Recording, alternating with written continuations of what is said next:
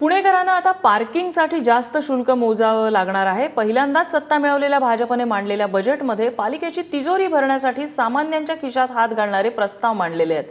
पुण्यात रस्त्यावरून धावणाऱ्या लाखो दुचाकी आणि चारचाकी वाहनांवर पार्किंग शुल्क आकारून त्यातून 100 कोटी रुपये उभे करण्याचा प्रस्ताव मांडण्यात आलाय।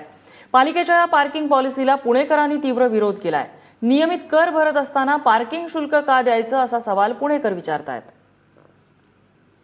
या क्षेत्रामध्ये काम करणारी लोक आहेत, त्यांच्याशी या बाबतीमध्ये त्यांची पण मतं घेतली जातील आणि सर्वात महत्त्वाचं म्हणजे नागरिकांची मतं घेतली जातील आणि मगच पार्किंगचं शुल्क आकारायचं का।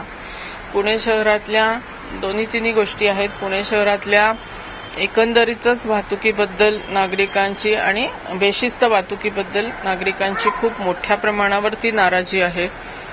या सगळ्या गोष्टींचा विचार करावा लागेल। आयुक्तांनी ज्या काही गोष्टी सुचवलेल्या आहेत त्याच्यावर साधक बाधक विचार करून मगच स्थायी समिती त्याच्यावरती निर्णय घेईल।